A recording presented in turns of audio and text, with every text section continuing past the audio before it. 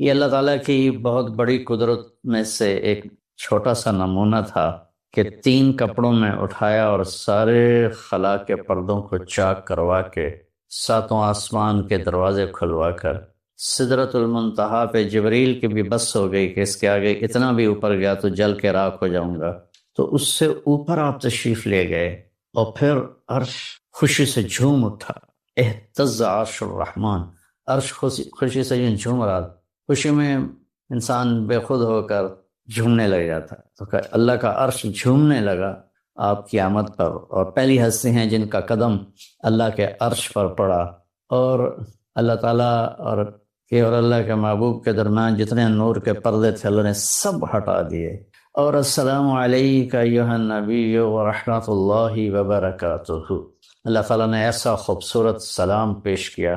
تو اللہ کے نبی پہ قربان جاؤں، انہوں نے اپنی امت کو بھی شریک کر لیا، السلام علینا وعلی عباد اللہ الصالحین، اللہ ہمارے اوپر بھی سلام ہو آپ کا، اور جو میری امت کے نیک لوگ ہیں ان پر بھی آپ کا سلام ہو، آپ کی رحمت ہو۔ تو معراج کا واقعہ اسباب کے خلاف ایک انتہائی عجب اللہ کی قدرت ہے، اور اس میں ایک چھوٹی سی بات عرض کروں کہ جب آدمی پس جاتا ہے نا اور کہتا ہے متی نصر اللہ، یا اللہ تیری مدد کہاں ہے، تو پھر اللہ کی طرف سے جواب آتا ہے الا ان نصر اللہ قریب، بے شک میری مدد قریب ہے، آ رہی ہے۔ یہ واقعہ طائف کے بعد پیش آیا ہے، جب آپ بے بس ہو گئے تھے، پتھر کھا کے شدید زخمی ہوئے، جبریل نے آ کے پاؤں دبائے، یا رسول اللہ کی ملاقات کا نظام بن چکا ہے، آپ کے رب آپ کو اپنے ملاقات کے لیے بلا رہے ہیں، کیا تکلیفیں آخری حد پر گئیں؟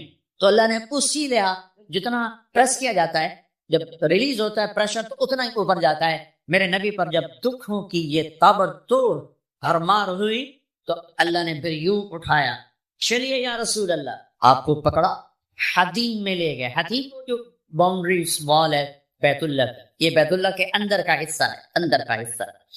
قریش کے پاس اتنے پیسے نہیں تھے کہ سارا کور کرتے، تو انہوں نے یہ چھوڑ دیا، بسم اللہ کا حکمت کہ بیت اللہ کے اندر تو کوئی جا سکتا ہے، حتیم میں ہر کوئی جا سکتا ہے، وہ بھی بیت اللہ کا اندر ہے۔ آپ کو لٹا پہلی اوپن ہارٹ سرجری کا تصور میرے نبی دے رہے ہیں، پہلی اوپن ہارٹ سرجری کا تصور میرے نبی دے رہے ہیں۔ اگر ہم تھوڑا اپنی اغراض سے نکلے ہوتے تو یہ کام اس امت کا تھا، یہ امت کی ریسرچ بنتی کہ ان کے نبی کی اوپن ہارٹ سرجری، جبریل نے یوں ہاتھ ماری، ایسے سینہ کھل گیا، خون کا ایک قطرہ نہیں نکلا، ایک قطرہ، 2 برتن ہیں، ایک میں زمزم ہے اور ایک میں نور ہے، دل نکالا، آپ آنکھوں سے دیکھ رہے ہیں کہ میرا دل یہ نکلا ہے، اور اس کو زمزم کے پانی میں ڈال کے دھویا اچھی طرح، اندر سے یوں دل کو یوں ہاتھ لگایا، دل بھی چر گیا، ہٹ گیا، اس کے اندر بھی پانی ڈالا باہر میں، پھر یوں کر کے پھر وہ کھلا ہوا دل جتنا وہ نور لائے تھے سارا دل کے اندر ڈال کے پھر دل کو یوں بند کیا، پھر اس کو یہاں رکھا تو اپنے آپ رگیں فٹ ہو گئیں، سینے کو یوں ملایا، بغیر نشان کے سینہ مل گیا، آسمان پر جانے کے لیے نظام مکمل ہو گیا۔ باہر تشریف لائے، ایک سواری ہے جس کا نام ہے براق کہتے ہیں تیز رفتار، وہ خچر سے چھوٹا قد، گدھے سے بڑا قد، آپ اس پہ سوار ہوئے، وہ کودنے لگا تو جبریل بولے کہ آج تک ان سے عظیم سوار تیرے اوپر نہیں بیٹھا، یہ آخری رسول ہیں۔ وہ پسینے ہو، تیز رفتار سواری کا تصور میرے نبی نے پیش کیا کہ تم اگر کھوپڑی استعمال کرو تو تم بھی 600 کلومیٹر فی گھنٹہ کی رفتار سے ٹرینیں چلا سکتے ہو، لیکن جب بددیانتی اور خیانت کسی قوم میں آتی ہے تو ان کی صلاحیتیں بکاؤ مال ہو جاتی ہیں، بھیڑ بکری کی طرح بکتے ہیں لوگ، انسانیت کے جنازے اٹھ جاتے ہیں۔ تیز رفتار سواری برا، میرے نبی نے فرمایا اس کی رفتار اتنی تیز تھی جہاں میری نظر پڑتی وہاں اس کا قدم پڑتا، وہاں سے اٹھایا، ایک جگہ اتریے، اتار دیا، 2 نفل پڑھ لیے، یہ کون سی جگہ ہے کہ یہ آپ کی ہجرت کی جگہ مدینہ، 2 نفل پڑھ، پھر وہاں سے چلایا، اتریے، یہ کون سی جگہ ہے؟ یہ آپ کے دادا ابراہیم کی جائے پیدائش، چلیے، پھر اڑایا، پھر جا کے بیت المقدس کے قریب پہنچے تو خوشبو آئی، آپ نے کہا یہ خوشبو کیا ہے؟ کہ یا رسول اللہ فرعون کی باندی اپنی بچیوں سمیت فرعون نے اسے جلا دیا تھا، جہاں اس کی ہڈیاں دفن ہیں یہ خوشبو وہاں سے آ رہی. براق کو باندھا، اندر تشریف لے گئے، سارے انبیاء انتظار میں ہیں، اور 2 نفل پڑھ کے سب کی امامت کر کے مسجد اقصی کو بھی بیت اللہ کے تابع ہونے کا اعلان کر دیا گیا، اور تمام انبیاء کے نبی ہونے کا اعلان کر دیا گیا، اور تمام انبیاء پر آپ کی رسالت اور نبوت کی مہر کے لگانے کا اعلان کر دیا گیا. آپ امام بنے اور تمام انبیاء مقتدی بنے، اور یہ اعلان ہوا کہ اب صرف ان الدین عند اللہ الاسلام. اب عیسیٰ علیہ السلام بھی آ جائیں تو شریعت محمدی چلے گی، اب موسیٰ علیہ السلام بھی آ جائیں تو شریعت محمدی چلے گی. اب سب کی شریعتیں ختم، اور مسجد اقصی کی بیت اللہ ہونے کی حیثیت ختم. اب سب بیت اللہ کی طرف رخ کریں گے، جو بعد میں ہوا. اس کے بعد آپ اوپر تشریف لے.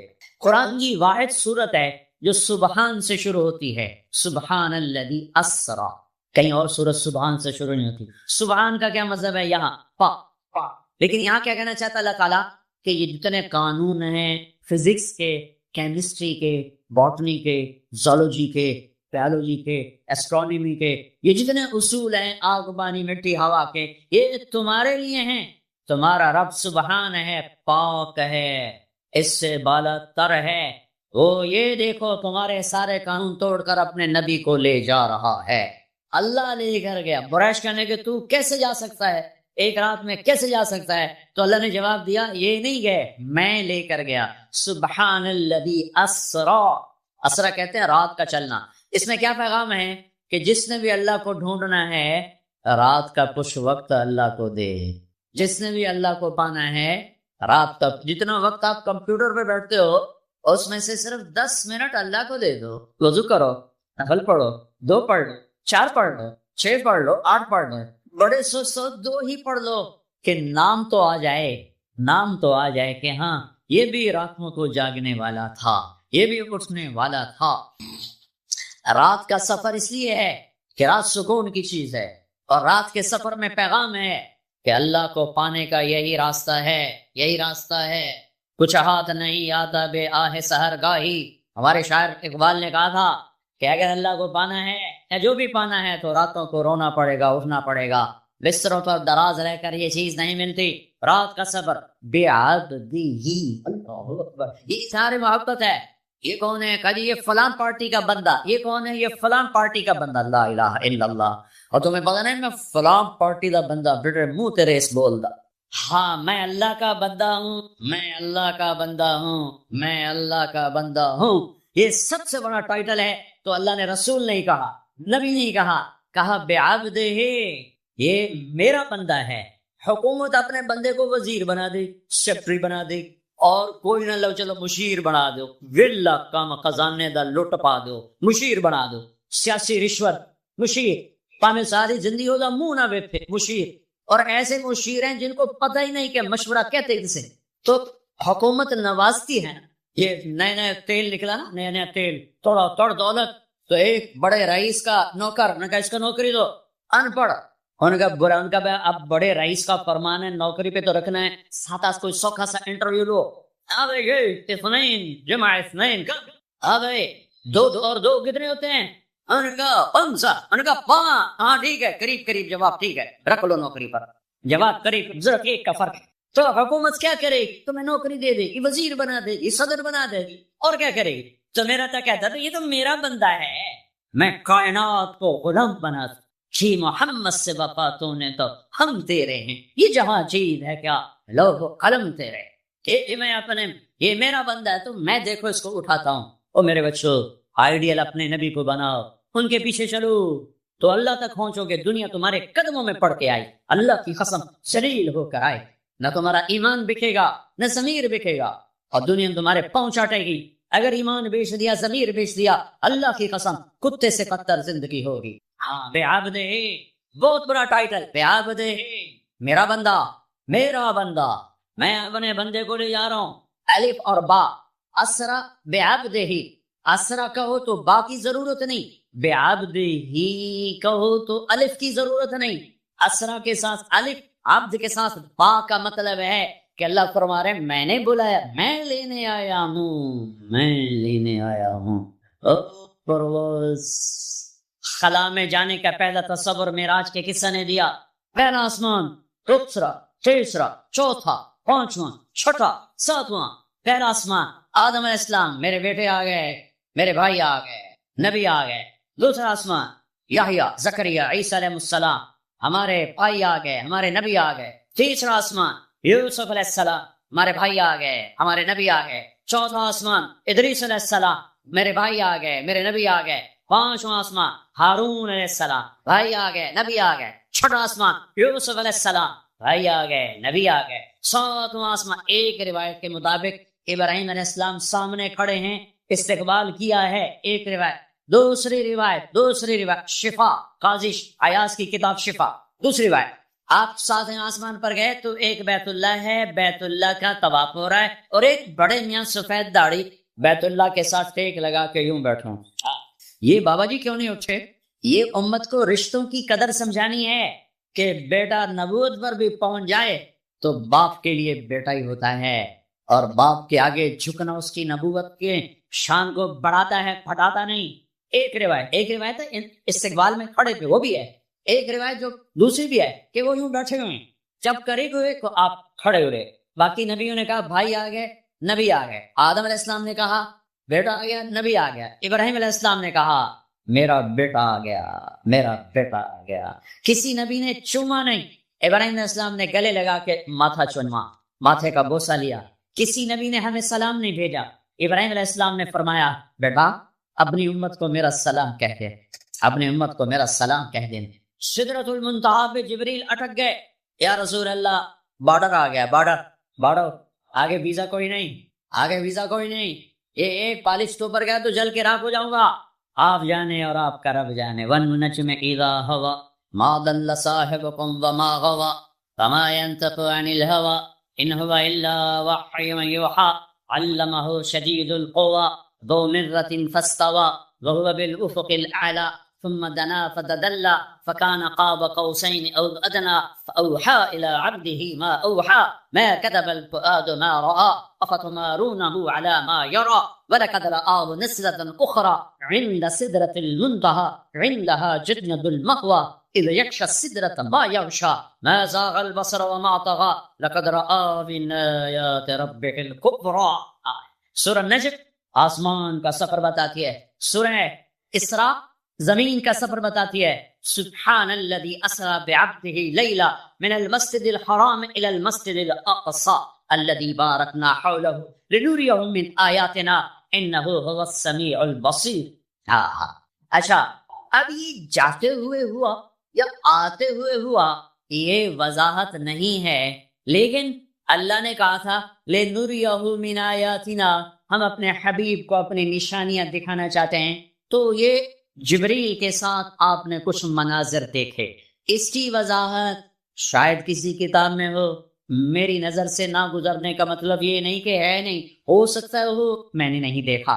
آپ نے مختلف مناظر، جنت کو دیکھا، جہنم کو دیکھا، جنت کی نعمتیں، جہنم کے عذاب، مختلف جگہوں سے گزرتے ہوئے آپ نے دیکھا ایک شخص سویا ہوا ہے اور ایک فرشتے کے ہاتھ میں پتھر ہے، اس کے سر کے اوپر مارتا ہے تو اس کا سر کیما ہو جاتا ہے، پتھر لڑک کے یوں چلا جاتا ہے، وہ اس کو اٹھانے جاتا ہے، اتنے میں اس کا سر ٹھیک ہو جاتا ہے، وہ کہ پھر اس کو مارتا ہے، پھر اس کا سر کیما ہو جاتا ہے. آپ نے فرمایا کہ کون ہے؟ کہا یہ وہ ہے جو عشاء کی نماز پڑھے بغیر سو جاتا تھا، جو عشاء کی نماز پڑھے بغیر سو جاتا. پھر آپ نے دیکھا کچھ لوگ ہیں جو الٹے لٹکے ہوئے ہیں، مرد عورت ننگے، اور نیچے سے آگ ان کو جلا رہی. آپ نے فرمایا یہ کون ہے؟ کہ یہ وہ ہیں جو روزہ چھوڑ دیتے تھے، جو روزہ نہیں رکھتے تھے. ابھی گرمی کا روزے آ رہے ہیں، اللہ امتحان لے رہا ہے، گرمی اور سردی کے ساتھ اللہ آزماتا ہے. میرے عزیزو جوان رہو، روزے نہ چھوڑنا، یہ اللہ کے قرب کا بہت بڑا عمل ہے. ہر عمل کی جزا جنت ہے اور روزے کی جزا اللہ خود ہے. الصوم لی وانا اجزا بہ، میرے اللہ نے فرمایا روزہ میرے لیے ہے اور روزے کا بدلہ میں خود ہوں. کام چھوڑ دینا، تھوڑی کر لینا، کام تھوڑا کر. ان یونیورسٹی والوں سے کہتا ہوں پڑھائی تھوڑی کر دو بچوں کی، آپ سے کہتا ہوں اپنے کام تھوڑے کر دو، اپنے نوکروں کی ڈیوٹی تھوڑی کر دو، سب کو روزے کے لیے تیار کرو، خود روزہ رکھو، گرمی برداشت کرو، بھوک برداشت کرو، پیاس برداشت کرو. اللہ قیامت کے دن کی گرمی سے بچائے گا، بھوک سے بچائے گا، پیاس سے بچائے گا. تو آپ نے ایک تندور دیکھا، تندور بہت بڑا، اس میں ننگے مرد اور ننگی عورتیں اور ان کی چیخ و بکا اور آگ کے شعلے ان کو یوں اٹھاتے تندور کے منہ تک لاتے ہیں۔ آگ کے شعلے ایک دم نیچے بیٹھتے ہیں اور وہ کلابازیاں کھاتے ہوئے پتہ نہیں کتنی گہرائی میں جا کر گرتے ہیں اور پھر چیختے چلاتے ہیں، پھر آگ اٹھا کر یہاں لاتی ہے، پھر گراتی ہے۔ اب یہ کون ہے؟ کہ یہ زانی مرد اور زانی عورتیں، زنا کرنے والے مرد، زنا کرنے والی عورتیں۔ آگے چلے، آپ نے دیکھا کچھ لوگ ان کے فرشتے یہاں سے نا کینسیاں ڈال کے چیرتے ہیں اور یہاں تک لے جاتے ہیں، یہاں تک لے جاتے ہیں، یہاں تک لے جاتے ہیں، اٹھی ہوئے تھا پھر چیرتے ہیں، پھر چیرتے ہیں۔ کہ یہ کون ہے؟ کہ یہ امت کے فسادی خطیب ہیں جنہوں نے امت کو جوڑنے کی بجائے امت کو توڑ دیا۔ شرکاواریت کی آگ، فرقاواریت کی آگ۔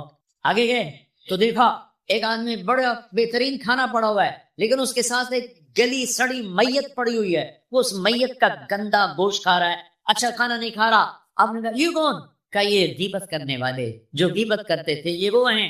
آگے گئے تو آپ نے دیکھا ایک آدمی آگ کھا رہا ہے، آگ کی انگارے کھا رہا ہے، آگ کے انگارے، اور چیخ بھی رہا ہے، کھا بھی رہا ہے۔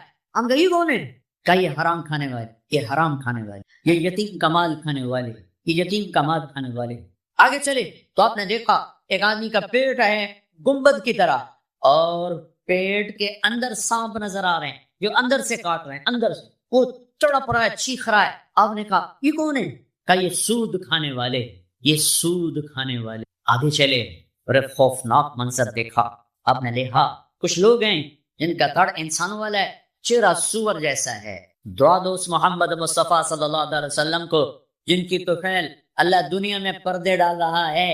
اگر ان کی دعائیں نہ ہوتی تو یہ اللہ دنیا میں کر دیتا، یہ دنیا میں کر دیتا۔ اللہ نے پہلوں کو خنزیر بھی بنایا، بندر بھی بنایا، ان کا یہاں تک چہرہ سور، نیچے انسان۔ آپ کا یہ کون؟ جبریل نے کہا جھوٹی گواہی دینے والے۔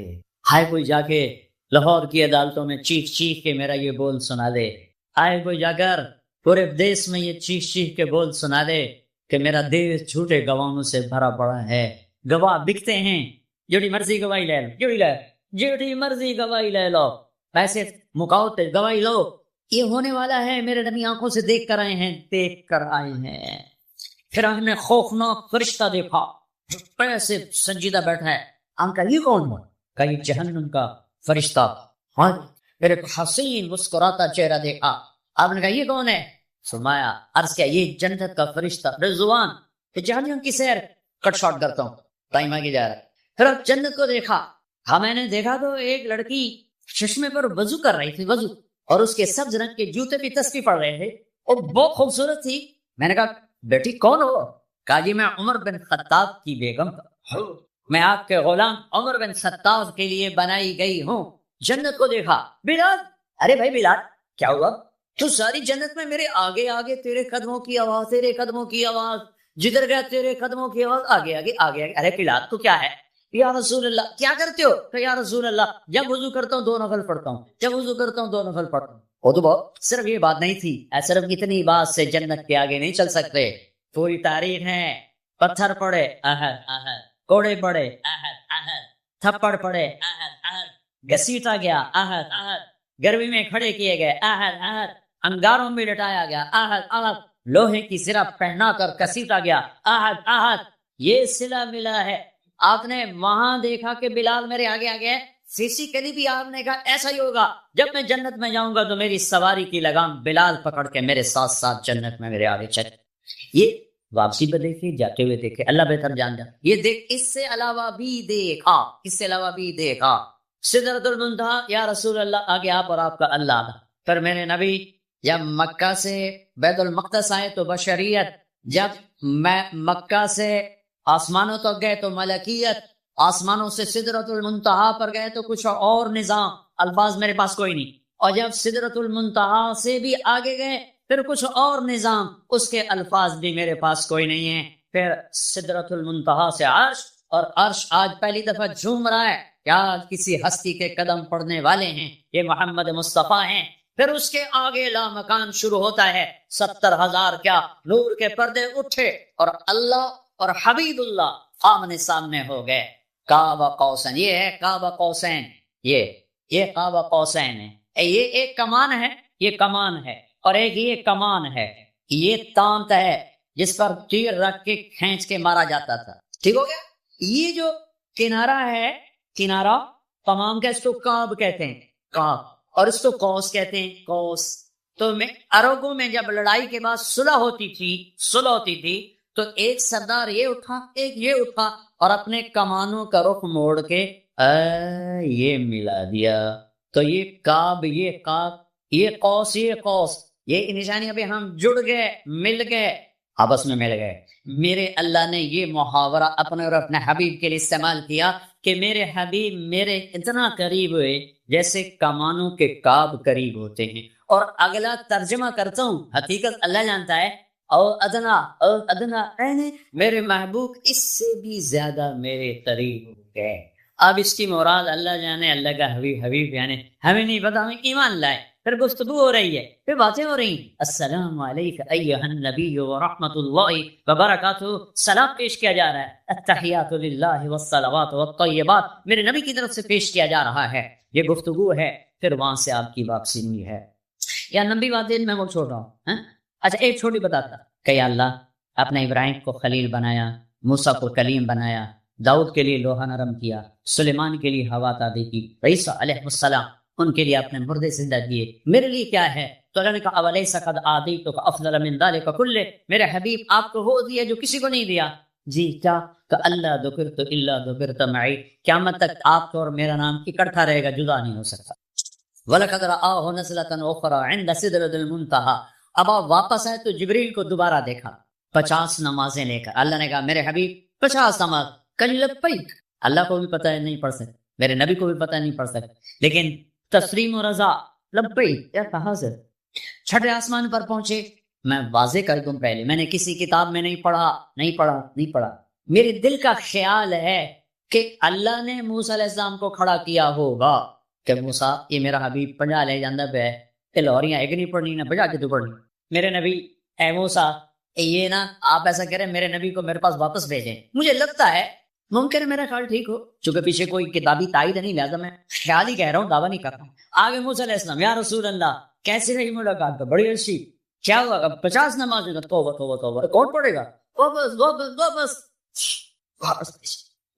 پھر پتہ نہیں کہاں تک پہنچے، سدرۃ المنتہا پر پہنچے۔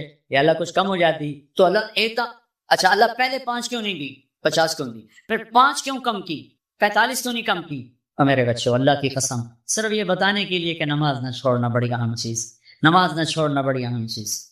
پہلے رمضان میں مسجدیں بھر جاتی تھیں، اب رمضان میں بھی پہلے 2 دن بھرتے ہیں، پر وہی خالی سائنس سناٹا ہوگا۔ میرے نبی دنیا میں آتے ہی سجدے میں گر گئے، دنیا سے جا رہے تھے، کہتے تھے نماز نہ چھوڑنا، نماز نہ چھوڑنا، اور 50 نمازوں کا اعلان ہے اے امت محمد، نماز نہ چھوڑنا، نماز نہ چھوڑنا، نماز نہ چھوڑ۔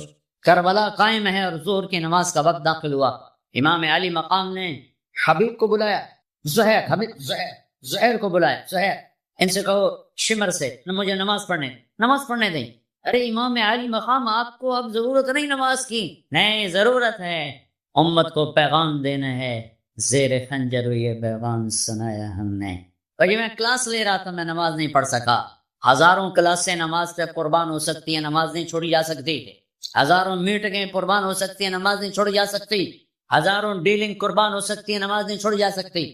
زہیر نے آگے شمر سے کہا نماز کے لیے ٹھہر جاؤ، کہا نہیں، تو نے واپس آ کر کہا جی کوئی گنجائش نہیں، تو آپ کہتے چلو ٹھیک ہے اب شہید تو ہو ہی رہے ہیں، کیڑی گل پڑھن دی ہے، کہا آدھے نماز پڑھو آدھے جنگ کرو۔ آدھوں نے نماز پڑھی، آدھوں نے جنگ کی، پھر اگلے آدھوں نے جنگ کی، پہلے آدھوں نے نماز پڑھی، نماز نہیں چھوڑی، اس کربلا میں بھی نماز قائم کی ہے، اور امت کو پیغام دیا ہے کہ یہ وہ فریضہ ہے جو بھی ادا کیا جاتا ہے، اور عصر سے پہلے شہید ہو۔ اچھا جی میرے نبی 5 کم کر دیتے ہیں، ٹھیک ہے جی یا رسول اللہ کیا بنا؟ 45 کا، نہیں بہت زیادہ، واپس 5 پھر 5 اچھا میرے نبی 45، اچھا میرے حبیب 40، اچھا میرے حبیب 35، اچھا میرے حبیب 30، اچھا میرے حبیب 25، اچھا میرے حبیب 20، اچھا میرے حبیب 15، اچھا میرے حبیب 10، اچھا میرے محبوب 5 پہ آئے، پھر آئے موسیٰ علیہ السلام کھڑے، جی آپ کیا ہوا؟ کہا موسیٰ 5، کہا نہیں یا رسول اللہ بہت زیادہ، واپس ہیں، نہیں پڑھے۔ کہا موسیٰ 5 کم ہو رہی ہیں، اب واپس گیا تو کہ یہ 5 بھی چلے گئی تو میری امت کا کیا بنے گا؟ نہیں میں اب واپس نہیں جاتا، مجھے شرم آتی ہے۔ موسیٰ علیہ السلام نے کہا ٹھیک ہے یا رسول اللہ، میری امت پہ 2 نمازیں فرض تھی، فجر کی 2 رکعت، عصر کی 2 رکعت، یہ تو میں آپ کو خود بتا رہا ہوں۔ موسیٰ علیہ السلام نے صرف اتنا کہا، میں بتا رہا ہوں، فجر 2 رکعت، عصر 2 رکعت، باقی چھٹی۔ کہ یا رسول اللہ میری امت پہ 2 نمازیں فرض تھی، انہوں نے کوئی نہیں پڑھی۔ 5 کتنے پڑھن فاسٹ دا نہ فاسٹ نہ بجیں رانا پیسے دے مگر بج کملے ہو جاون گے، نہ پیسہ لبنا نہ ڈگری لبنی نہ جنت۔ اللہ جنت سب کو دے، آپ کو دے، مجھے بھی دے۔ اللہ آپ کو دنیا بھی دے، اللہ آپ کو جنت بھی دے۔ اللہ نے کوئی حرام کیا؟ حلال کماؤ جتنا مرضی کمانا ہے، لیکن یہ یاد رکھنا حرام جلدی آتا ہے، حلال دیر سے آتا ہے۔ حرام ہمیشہ زیادہ ہوتا ہے، حلال اس کے مقابلے میں تھوڑا ہوتا ہے، لیکن یہ برکت والا ہوتا ہے، وہ بے برکت ہوتا ہے۔ حرام نسلیں اجاڑ دیتا ہے، خاندان تباہ کر دیتا ہے، اور حلال بہار ہی بہار لاتا ہے۔ بڑی پرانی بات ہے، میرا گاؤں ہے، میرا ضلع ملتان ہے، اور اس میں ایک چھوٹا سا ٹاؤن ہے تلمبا، اس کے ساتھ میرا گاؤں ہے۔ ہماری 3 دن کی جماعت چیچا وطنی آئی ہوئی تھی، تو ایک بزرگ تھے وہاں بڑے اللہ والے، ان کی خدمت میں ہم گئے تھے ملنے۔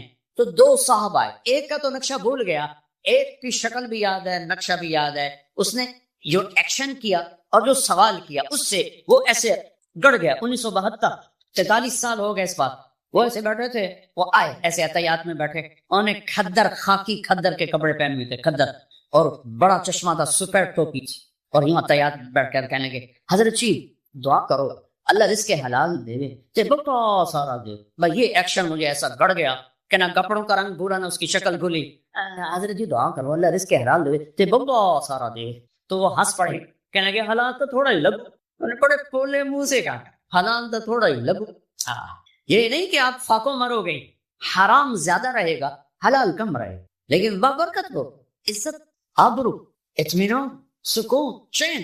اللہ کی قسم حرام کا پیسہ بھی کانٹا بن کے تمہارے ضمیر میں اتر جائے، تمہاری نیندیں حرام کر دے، تمہاری نسلوں کو برباد کر دے، تمہاری اولادوں کو نافرمان کر دے۔ کن کے لیے کماتے ہو؟ اوئے تمہیں ذلیل و خوار کر کے رکھ دے۔ حرام کا لقمہ کبھی بہار نہ لائے گا، اور حلال پہ کبھی خزاں نہ آئے گی۔ شاید نہ عربی میں، نہ فارسی میں، نہ انگریزی میں، نہ اردو میں نے نہیں، اور زبانیں تو مجھے آتی نہیں، میں نے نہیں ایسا شاعر دیکھا۔ تجھے کیوں فکر ہے اے گل، تجھے کیوں فکر ہے اے گل، دل صد چاک بلبل کی۔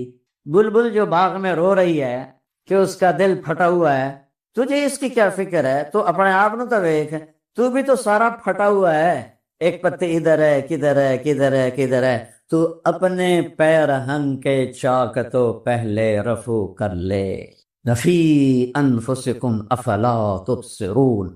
سب کو برا بھلا کہنا چھوڑ، اپنے آپ کو ٹھیک کرنا شروع کرو۔ 4 کام کر لو فرائض کے بعد: جھوٹ نہیں بولنا، دھوکہ نہیں دینا، بد اخلاقی نہیں کرنی، حرام نہیں کمانا، سچ بولنا ہے، دیانتداری سے چلنا ہے، اچھے اخلاق رکھنا ہے، حلال کمانا ہے، 5 نمازیں ہیں، 30 روزے ہیں، کمائی ہے۔ یہ اتنے کو کام کر لو تو پاکستان کو اللہ جنت کا ٹکڑا بنا دے گا۔ ملک اللہ کیا ہے؟ اللہ کے ہاتھ میں ہے۔ ما اصابکم من مصیبت فبما کسبت ایدیکم، جو تمہارے اوپر مشکل آئی ہے تمہارے اپنے ہاتھوں کا نتیجہ ہے۔ ویعفو عن کثیر، اور میں بے شمار گناہوں تو تمہارے ویسے ہی معاف کر دیتا ہوں۔ تو اللہ کا واسطہ دیتا ہوں، جوان بیٹھے ہو سارے، اس چاک کو کھولو اور اپنے اندر دیکھو، اپنے اندر کو بناؤ، اپنی غلطیاں ڈھونڈو۔ جب ہم اوروں کی غلطیاں دیکھتے ہیں تو پھر ہم اپنے بارے میں اندھے ہو جاتے ہیں۔ اپنی غلطیاں دیکھو، ان کو سنوارو۔ فرد سے قوم بنتی ہے، قوم سے فرد نہیں بنتے، فرد سے قوم بنتی ہے۔ ہم اس وقت قوم نہیں ہیں۔ میرا ملک جھوٹ میں ڈوبا ہوا ہے، بددیانتی میں ڈوبا ہوا ہے، حرام خوری میں ڈوبا ہوا ہے، سارے گناہوں میں ڈوبا ہوا ہے، قتل و غارت کے سلسلے ہیں، چاروں صوبوں میں بے گناہ انسان دشمنی پر قتل کیے جا رہے ہیں۔ 2 مجرم سب سے بڑی سزا پائیں گے، 2 مجرم سب سے بڑی سزا پائیں گے ایمان والوں میں۔ 2 مجرم سب سے بڑی سزا پائیں گے، ایک سود کھانے والا، دینے والا نہیں، سود کھانے والا، اور ایک بے گناہ کو قتل کرنے والا۔ میرے نبی کا فرمان ہے اگر ایک آدمی کے قتل پر ساری دنیا متفق ہو جائے، مار دیو، بے گناہ ہے، مار دیو۔ 7 ارب نے تو نہیں مارنا، ایک کو گولی لگنی انہیں، لیکن 7 ارب کہہ رہے ہیں مار دیو، بے گناہ ہے۔ اور وہ قتل ہو جاتا ہے تو اللہ اس ایک کے بدلے میں 7 ارب کو جہنم میں ڈال دے۔ تو بھائیو، ہم اللہ کی بارگاہ میں توبہ کریں۔ یہ بادل اللہ کے، یہ بارش اللہ کی، یہ ہوائیں اللہ کی، یہ موسم اللہ کے، یہ دھرتی اللہ کی، آکاش اللہ کا، چاند تارے سیارے اللہ کے۔ ان فی خلق السماوات والارض والفلک التي تجری فی البحر بما ينفع الناس وما انزل اللہ من السماء من ماء فاحیا به الارض بعد موتها وبث فيها من كل دابة وتصریف الریاح، سب سے آخر نے کہا والسحاب المسخر بین السماء والارض لآیات لقوم یعلمون۔ یہ میری نشانیوں میں سے ہیں بادل۔ قوم شعیب پہ بادل آیا، کلو بھی بدل آ گیا، بارش ہوئی، اس میں سے آگ برسی۔ قوم شعیب کا گناہ کیا تھا؟ بے ایمان تھے، بددیانتی کرتے، جیسے ہمارے بازاروں میں ہو رہا ہے، 2 نمبری، سب 2 نمبری کرتے تھے۔ تو بادل آیا، اللہ جو مرضی ڈال دے، اس بادل میں پانی نہیں برسا، آگ برسی۔ قوم ہود پہ بادل آیا، کہا ذا عارض ممطرنا، یہ بادل آ گیا، بارش ہوگا۔ بریح فیہا عذاب علیم، اس کے اندر ہوا تھی جو 7 راتیں اور 8 دن مسلسل چلی، اور ان کو ہوا میں اڑا کے سروں کو آپس میں ٹکرا کے ان کے سر الگ ہو گئے، دھڑ الگ ہو گئے۔ فتر القوم فیہا سرعا کأنہم اعجاز نخل خاویہ فہل تری لہم من باقیہ۔ قوم عاد جیسا پیدا کوئی نہیں ہوا، 40 ساتھ ان کے قد ہوتے تھے، 800-900 سال ان کی اوسط عمر ہوتی تھی، بوڑھے نہیں ہوتے تھے، بیمار نہیں ہوتے تھے، ایسے 2 انگلیوں سے درخت کو پکڑ کے اکھاڑ دیتے تھے۔ من اشد منا قوہ، انہوں نے حود علیہ السلام سے کہا کوئی ساڑھے کو ڈھیر طاقت والے تھے بھی، کہا پھر اسی مننا گئے۔ انہوں نے کہا اولم یروا ان اللہ الذی خلقہم واشد منہم قوہ، اور جس رب نے تمہیں پیدا کیا ہے وہ تم سے زیادہ طاقتور ہے۔ تو میرے بھائیو، اللہ کا واسطہ ہے، نفرتیں ختم کرو، لڑائی جھگڑے ختم کرو، رشتوں کی لڑائیاں، کاروبار کی لڑائیاں، سیاست کی لڑائیاں، دلوں کو پاک کرو، صاف کرو، توبہ کرو۔ 5 وقت نماز ہے، روزہ ہے، حج ہے، زکوٰۃ ہے، سچ بولو، دھوکہ نہ دو، بد اخلاق نہ بنو، حرام نہ کماؤ، تو اللہ اسی ٹکڑے کو جنت کا ٹکڑا بنا دے گا۔ تو سارے بھائی اس کی نیت کرو اور پچھلے گناہوں پہ توبہ کر دے توبہ سارے، کہو یا اللہ میری توبہ، پھر کہو یا اللہ میری توبہ، پھر کہو یا اللہ میری توبہ۔ میں 3 دفعہ کہلواتا ہوں کہ اللہ کرے دل سے سارے بولیں تو اللہ کی قسم جو دل سے بولا ہے اس کے سب گناہ معاف ہو، وہ ایسے جیسے ابھی ماں کے پیٹ سے نکلا ہے۔ اللہ تو ایسا کریم ہے۔ اور جس سے کبھی لڑے ہوئے ہو، کسی سے ناراضگی ہے، بولتے نہیں ہو، اس سے جا کے بولو، اس سے صلح کر لو، وہ نہ بھی مانے اس کے پاؤں پکڑ لو، اللہ تمہیں اونچا کر دے۔ جو اللہ کے لیے جھکتا ہے اللہ اسے اٹھا دیتا ہے۔ تو اللہ تعالیٰ آپ کو بہت جزائے خیر عطا فرمائے۔ مجھے یاد آ رہا 1981 میں پہلی دفعہ جب میں سال لگا رہا تھا تبلیغ میں، 80 میں میری فراغت ہوئی، 81 میں نے سال لگایا۔ تو اس وقت رمضان جو تھا، 81 میں رمضان آیا، گرمی کا رمضان تھا اور آخری عشرہ تھا۔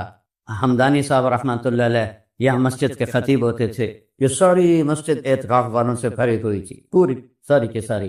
تو ہم یہاں 3 دن ٹھہرے اور بس وہی اعتکاف والے ہی ہمارے پاس ہوتے تھے، باہر ہوتا کوئی عمدہ کوئی نہ آئے۔ آج اتنا بڑا مجمع آیا ہوا ہے، وہ سب نوجوان ہیں، میرے نبی کی امت کے پھول ہیں، اپنی جوانی کو پاک کر لو تو اللہ تعالیٰ عرش کا سایہ نصیب فرمائے۔ الحمدللہ رب العالمین، والصلاة والسلام علی رسولہ الکریم وعلی آلہ وصحبہ اجمعین، اما بعد۔ ذوالحج کا مہینہ ہمارے مبارک مہینوں میں سے ایک مہینہ ہے، جس میں اللہ تعالیٰ نے حج اور قربانی، یہ 2 بڑے عمل اس میں جمع فرمائے ہیں۔ پوری دنیا سے حجاج کرام اس مہینے میں حج بھی کرتے ہیں اور پھر منی میں آ کر قربانی کرتے ہیں۔ اور اللہ تبارک و تعالیٰ نے ان ایام کی قسم اٹھائی ہے، والفجر ولیال عشر والشفع والوتر واللیل اذا یسر هل فی ذلک قسم لذی حجر۔ اور کسی دن کی قسم اللہ نے ایسے نہیں اٹھائی، خاص کر اللہ کو عید کے دن کی قسم اٹھائے یا جمعہ کی قسم اٹھائے یا لیلۃ القدر کی قسم اٹھائے، انا انزلناہ فی لیلۃ القدر وما ادراک ما لیلۃ القدر، یہ گفتگو فرمائی، خبر دی۔ لیکن والفجر، مجھے قسم ہے فجر کی، اس سے مراد 10 تاریخ کی صبح جو 9 کا دن گزار کے حج کا دن ہوتا ہے، اور وہ گزار کے جب 10 کی صبح یعنی قربانی کی جو صبح ہے، اللہ نے والفجر اس کی قسم اٹھائی۔ پھر ولیال عشر، 1 سے 10 ذوالحج کی جو راتیں ہیں ان کی قسم اٹھائی۔ والشفع، یہ 10 کے دن کی قسم اٹھائی۔ والوتر، اور یہ اللہ تعالیٰ نے 9 تاریخ کی قسم اٹھائی، واللیل اذا یسر، اور یہ 9 اور 10 کی درمیانی رات کی اللہ تعالیٰ نے قسم اٹھائی۔ یہ کسی بھی ٹائم کی، دن کی، مہینے کی، سال کی، اس طرح اللہ تعالیٰ نے خوبصورت انداز میں قسم نہیں اٹھائی جیسے اللہ تبارک و تعالیٰ نے یہ ان 10 دن راتیں، 9 کا دن، 10 کا دن، 10 کی رات، 10 کی صبح ہو۔ اور اللہ کے نبی کا فرمان ہے کہ ان 10 دنوں میں اللہ تعالیٰ کو جتنی عبادت پسند ہے وہ اور کسی دن میں بھی پسند نہیں، اور اس میں کوئی شک نہیں، ان 10 دنوں میں سب سے بڑی عبادت وہ حج ہے، جس کو اللہ تعالیٰ نصیب فرمائے اور جس کے مقدر میں فرمائے۔ حج ان 10 دنوں کی سب سے بڑی عبادت ہے۔ عرفات کی 1 دن کی حاضری وہ 10 لاکھ دن کی حاضری یا 1 لاکھ دن کی عبادت کے برابر ہوتی ہے۔ اور عرفات کے دن کی حاضری میں اللہ تعالیٰ کا ارشاد ہوتا ہے، میرے بندو آج اتنے گناہ لے کر آؤ، جتنے بارش کے قطرے، جتنے درختوں کے پتے، جتنے ریت کے ذرے، جتنے گردش ایام میں جب سے ٹائم شروع ہوا ہے اس میں بننے والے دن اور رات، اور یہاں کے توبہ کرو میں سب معاف کروں گا۔ اور عرفات کے دن جتنا شیطان ذلیل ہوتا ہے اتنا کسی دن بھی ذلیل نہیں ہوتا۔ اور میرے محبوب صلی اللہ علیہ وسلم نے یہ دن حج کا، عرفہ کا، زور اثر کٹھی پڑھ کے پھر سارا دن شام تک کوئی 5-6 گھنٹے مسلسل دعا مانگی، اور آپ نے فرمایا کہ اس وقت میرا اللہ میرے صحابہ پہ فخر فرما رہا ہے، اور قربان جاؤں خطاب کے بیٹے پر، فرمایا اور عمر بن خطاب پہ اس وقت میرا اللہ خاص طور پہ خوش ہو رہا ہے، اور خاص طور پہ عمر بن خطاب پہ اللہ تعالیٰ فخر فرما رہا ہے۔ تو ان 10 دنوں میں جسے اللہ حج میسر فرما دے تو اس سے بڑی عبادت کوئی نہیں۔ حج میسر نہیں ہے تو پھر ان 10 دنوں میں نومی کا روزہ رکھنا، ان 10 دنوں میں روزے رکھنا، اس میں نوافل کی کثرت، صدقے کی کثرت، پھر قربانی، یہ سارے اعمال ان 10 دنوں میں انتہائی محبوب ہیں۔ جنہیں اللہ سعادت دے دے حج کی، بار بار جائیں، تابعوا بین الحج والعمرہ، حج عمرہ آگے پیچھے کرو، آگے پیچھے کرو۔ ایک بہت بڑا طبقہ ہے جو یہ کہتا ہے کہ ایک دفعہ فرض ہے اس کے بعد کوئی ضروری نہیں۔ میں کب کہتا ہوں کہ ضروری ہے؟ ضروری نہیں ہے، لیکن ضروری کا مطلب فرض نہیں ہے، لیکن اللہ اس کے رسول کو پسند ہے کہ اس کے گھر بار بار آیا جائے، بار بار حاضری دی جائے۔ اللہ کے نبی کو تو آخر عمر میں جا کے موقع ملا، اس کے بعد آپ دنیا سے تشریف لے گئے۔ اگر آپ اس کے بعد زندہ رہتے تو یقیناً آپ ضرور حج کرتے، چونکہ آپ نے جتنے سال مکہ میں گزارے آپ نے ہر سال حج کی، نبوت کے اعلان سے پہلے بھی اور نبوت کے اعلان کے بعد بھی آپ نے مسلسل حج کی، اور 4 عمرے آپ نے فرمائے زندگی میں، 4 عمر۔ ایک عمرہ مدینہ سے خاص طور پر تشریف لائے جس کو ہم صلح حدیبیہ کہتے ہیں، وہ ہو نہیں سکا لیکن آپ نے وہیں عمرے کا کام پورا کیا، سر مڑائے، احرام کھولے، پھر اگلے سال آپ اس کی قضاء کے لیے تشریف لائے۔ پھر ایک عمرہ آپ نے فتح مکہ کے بعد جعرانہ سے احرام باندھ کے تشریف لائے اور عمرہ کیا، اور ایک عمرہ آپ نے اپنے حج کے ساتھ کیا۔ صدیقی دور میں پہلا سال جنگوں میں گزر گیا، دوسرے سال صدیق اکبر اپنے پورے ساتھیوں کے ساتھ حج پہ تشریف لائے۔ فاروقی دور میں عمر بن خطاب رضی اللہ تعالیٰ عنہ 10 سال حکومت کی، 10 سال حج کیا، ہر سال حج پہ تشریف لائے۔ عثمان رضی اللہ تعالیٰ عنہ نے اپنی خلافت کے دور میں جب تک امن رہا ہر سال حج کرتے رہے، جب فساد شروع ہوا تو آپ رکے، اس میں شہید ہو گئے۔ علی رضی اللہ تعالیٰ عنہ کو موقع نہیں ملا، جنگوں میں زندگی گزر گئی، اور اسی میں آپ اللہ پاک کی بارگاہ میں پہنچ گئے۔ تو لیکن باقی 3 ساتھیوں کی خلافت کے دور میں آپ نے بکثرت حج اور عمرے کیے۔ تو دین کے کسی عمل کو یوں کہہ کر ہلکا نہیں بنانا چاہیے کہ اس کی کیا ضرورت ہے، اتنا پیسہ خرچ کرتے ہیں، اس کی کیا ضرورت ہے، کسی غریب کو دے دیا جائے۔ یہ اس طرح تخول نہیں کرنا چاہیے کہ اللہ کے گھر کی حاضری کو اتنا ہلکا نہیں سمجھنا چاہیے۔ میرا اللہ بلائے تو بار بار جانا چاہیے، اور جس کو اللہ توفیق دے عمرے پہ جائے، حج پہ جائے۔ ہاں غریبوں پر بھی خرچ کرے، اپنے رشتہ داروں پر خرچ کرے، ضرورت مندوں پر خرچ کرے، لیکن اللہ کے فضل سے امید ہے جو اس طرح اللہ کے گھر جانے پر خرچ کرتے ہیں تو اپنے اللہ کے فضل سے غریبوں پر بھی خرچ کرتے ہیں۔ اس کو آپس میں یوں اس کا مقابلہ نہیں کرنا چاہیے، چیز اللہ کو پسند نہیں ہے۔ شہنشاہ کے، دنیا کے سب سے بڑے بادشاہ کے دربار میں حاضری کو ہم اتنا ہلکا نہ سمجھیں، بہت بڑی سعادت ہے۔ حضرت امام حسن کی سنا دیتا ہوں۔ امام حسن رضی اللہ تعالی عنہ نے 20 حج پیدل کیے، مدینہ سے پیدل تشریف لاتے تھے اور حج فرماتے تھے۔ 20 حج، یہ تو اہل بیت کے جگر گوشہ رسول ہیں اور جگر اہل بیت ہیں، تو 20 حج فرمائے آپ نے، پیدل فرمائے، مدینہ سے تشریف لائے مکہ پیدل۔ ایسے ہی امام حسین رضی اللہ عنہ نے کئی حج پیدل فرمائے، مجھے ان کا عدد یاد نہیں، امام حسن کا مجھے یاد ہے 20 حج پیدل کر، اللہ کے نیک بندوں نے برس ہا برس اللہ کی بارگاہ میں پیدل حاضریاں دی ہیں۔ تو ان 10 دنوں میں عبادت کا ذوق بڑھنا چاہیے، نوافل بڑھائے جائیں، ذکر بڑھائے جائے، تلاوت پڑھائی جائے، ہمت ہو تو روزے رکھے جائیں، خاص طور پہ 9 تاریخ کا روزہ پچھلے سال کے سارے گناہ معاف ہو جاتے ہیں ایک دن کا جو روزہ ہے۔ پھر اس کا دوسرا جو بڑا عمل ہے وہ قربانی ہے، اور یہ قربانی آدم علیہ السلام سے چلی آ رہی۔ وَاتْلُ عَلَيْهِمْ نَبَأَ ابْنَيْ آدَمَ بِالْحَقِّ إِذْ قَرَّبَا قُرْبَانًا فَتُقُبِّلَ مِنْ أَحَدِهِمَا وَلَمْ يُتَقَبَّلْ مِنَ الْآخَرِ۔ اس قربانی کی بنیاد تو آدم علیہ السلام سے پڑی ہے، لیکن ہمیں جو حکم ملا وہ سنت ابیکم ابراہیم، وہ ابراہیم علیہ السلام کی سنت ہے قربانی۔ یہ بہت خوبصورت قصہ ہے اور بہت عجیب و غریب قصہ ہے کہ اللہ پر سب کچھ لگا دینا۔ ایک شخص کو اولاد کے لیے دعا مانگتے مانگتے مانگتے کچھ 60 برس گزر گئے، 65 برس گزر گئے۔ رب ہب لی من الصالحین، یا اللہ مجھے نیک اولاد دے دے، نیک اولاد دے دے۔ نیک اولاد میری 84 سال کی عمر، اللہ نے 84 سال کی عمر میں بیٹا دیا۔ بڑھاپے کی اولاد تو دل پکڑ لیتے، اور ابھی چند دن نہیں گزرے تھے کہ اللہ نے کہا جاؤ اسے چھوڑ کے آؤ۔ یہ کہاں چھوڑ کے آؤں؟ کہا جبریل آئے گا تمہیں راستہ بتائے گا۔ تو جبریل انسانی شکل میں آئے، تو براق کی طرح نہیں یہ سفر ہوا کہ ایک دم میں پہنچا دیا، بلکہ جبریل انسانی شکل میں آئے، اونٹنی پر سوار ہو کر، ابراہیم علیہ السلام دوسری اونٹنی پر، بچہ اور بیگم، اور ان کو فلسطین سے چلایا، اور چلاتے چلاتے چلاتے چلاتے جب مکے کے کالے پہاڑ آ گئے جہاں کچھ بھی نہیں ہے، نہ پانی نہ سایہ، کہاں چھوڑ؟ بیت اللہ ٹیلا تھا اس وقت، کہاں چھوڑ؟ تو ابراہیم علیہ السلام جو آگ میں ڈلتے ہوئے نہیں گھبرائے، یہ بات سنے تو گھبرا کر کہنے لگے یہاں کیسے چھوڑ دوں، یہاں تو کچھ بھی نہیں ہے۔ تو جبریل نے کہا جی آپ کے اللہ کی منشا ہے کہ اس بچے کو یہیں چھوڑ دیا جائے۔ تو نے نہیں چھوڑا اور واپس چل دیا۔ حضرت ہاجرہ حیران پریشان ہو گئے، یہ کہاں چھوڑ کے جا رہے ہو، کیوں چھوڑ کے جا رہے ہو؟ جواب نہیں دے رہے، 3 میل ان کے ساتھ چلتے نہیں، وہ جواب ہی نہیں دے رہے۔ 3 میل کے بعد ان کو یاد آئی یہ تو اللہ کے نبی ہیں۔ اللہ امرک، ابراہیم کا یہ اللہ کا حکم ہے؟ کہاں اللہ کا حکم؟ اذن لن یضیعن اللہ، جاؤ پھر اللہ مجھے ضائع نہیں کرے گا۔ اس طرح بنیاد رکھی، بچے کو ایسے جنگل میں چھوڑا، جب وہ بڑے ہو گئے تب حکم آیا جاؤ ذبح کرو۔ تو اب آپ کی عمر ہو چکی ہے کوئی 92 سال یا 94 سال، 90 پلس ہے، 100%۔ فلسطین سے چلے مکہ جا رہے ہیں، کیا کرنے جا رہے ہیں؟ بچہ ذبح کرنے جا رہے ہیں، کوئی مرغی اور بکرا ذبح کرنے نہیں جا رہے ہیں۔ پھر ان کو تیار کرا کے مینا کی وادی میں لا کر کہ بیٹا اللہ کا حکم ہے تمہیں ذبح کر۔ تو بیٹے نے کہا یا ابت افعل، تو آپ کر دیں جو کرنا ہے۔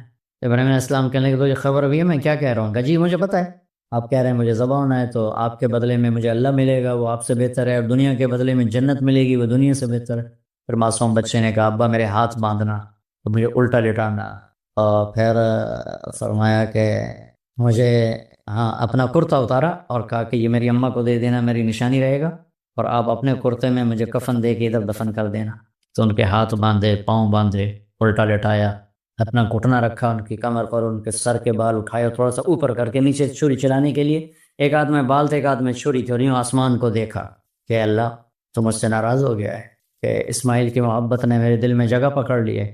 نہیں میرے مالک، میرے دل میں تیرے سوا کچھ نہیں ہے، اگر میرا کوئی امتحان ہے تو پاس کر دے، میرے دل میں تیرے سوا کچھ نہیں ہے، اور اگر تم مجھ سے ناراض ہے تو اپنی ناراضگی دور کر دو، چھری چلا دو۔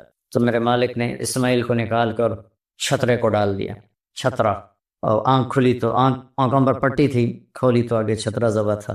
نبی پاک صلی اللہ تعالی علیہ وسلم قربانی کے موقع پر 2 چھترے، بکرا نہیں، بھیڑ نہیں، گائے نہیں، بھینس نہیں، 2 چھترے ذبح فرماتے تھے قربانی کے، ایک اپنی طرف سے ایک امت کی طرف سے۔ حج کے موقع پر آپ نے 63 اونٹ ذبح کی، 63 جو ایک اونٹ میں 7 آدمی ہوتے ہیں، ایک اونٹ میں 7 آدمی ہوتے ہیں، تو یہ کچھ 441 قربانیاں آپ نے کی اپنی طرف سے، اور مالداروں کو پیغام دیا کہ قربانی خوب کرو۔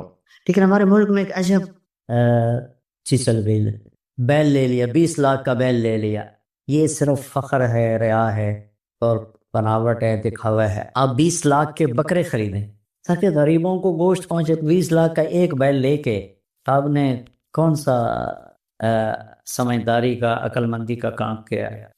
وہ کراچی مجھے لے گئے منڈی میں، تو 5-5 لاکھ کے بکرے کھڑے ہوئے تھے، میں تو حیران پریشان ہو گئے، بکرے کی قیمت 5 لاکھ۔ تو وہ جو مالدار لوگ ہیں ان میں ایک مقابلہ بن گیا ہے اور ایک فخر بن گیا ہے، جی میں 20 لاکھ دا ذبح کیتا، میں 2 لاکھ دا ذبح کیتا، ہم نے تو بھائی 50 لاکھ کا ذبح کر دیا۔ میں آپ سب بھائیوں کی محنت کرتا ہوں، اللہ نے آپ کو رزق دیا ہے تو آپ بیوقوف نہ بنیں، آپ اس کو صحیح خرچ کریں۔ آپ 20 لاکھ کے جانور خریدیں، 20 لاکھ کے آپ بکرے لے لیں، 20 لاکھ کے آپ عام درجے کی گائے لے لیں، آپ بھیڑے لے لیں، آپ اونٹ لے لیں، بیل لے لیں، 20 لاکھ کے بیل لے لیں، تو کتنی بڑی قربانی ہوگی اور کتنے غریبوں تک وہ کھانا جائے گا۔ 20 لاکھ کا ایک بیل لے کر آپ نے کیا کمایا؟ کون سی نیکی کمائی آپ؟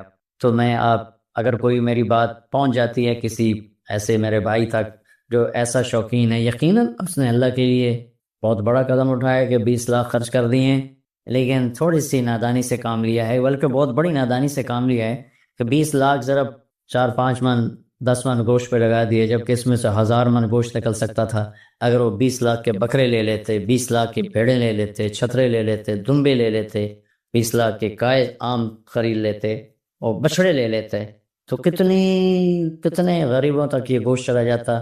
تو یہ میرے ملک میں یا خاص طور پر شہروں میں، کراچی میں تو پاگل ہوئے پڑے ہیں لوگ، جو کراچی منڈیوں نے دکھائی تو حیران پریشان ہو گیا کہ یہ کیا حماقت ہے، نادانی ہے۔ اور پھر ان بیلوں کو وہ پستے کھلا رہے، بادام کھلا رہے، مکھن کھلا رہے، دودھ پلا رہے، وہ بیچارہ بیل بھی تھک موٹا ہو، وہ بیچارہ تھک کے کھڑا ہوتا ہے، میں نے جلدی فارغ کرو، ذبح کرو، اس کی جان پزی ہوتی ہے۔ تو میں مالدار بھائیوں سے عرض کرتا ہوں کہ ایسی نادانی کے کام نہ کریں، اس قربانی کو اس طرح کریں کہ غریبوں کے لیے یہ ایک دن اللہ نے رکھا ہے تو اس طرح کریں کہ غریبوں کو نفع پہنچے۔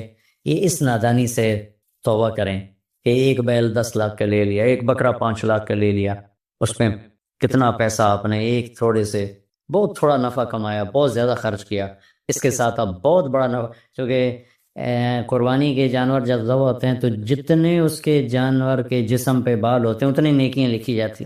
20,000 کا بکرا اچھا مل جاتا ہے تو 1 لاکھ میں 5 بکرے آ جاتے ہیں، اور 5 لاکھ میں 25 بکرے آ جاتے ہیں۔ ایک بکرا 5 لاکھ کا لیا، اس کے جسم پہ فرض کرو 1 لاکھ بال ہیں اور آپ نے 25 لیے تو 25 لاکھ آپ کی نیکیاں بڑھ گئیں۔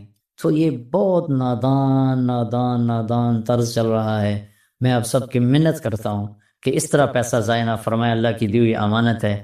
ایک بیل آپ نے 20 لاکھ کا لے لیا، 20 لاکھ میں تو 100 بکرے آ سکتے، 100 بکروں کے ذریعے سے کتنے لوگوں کی خدمت کی جا سکتی ہے۔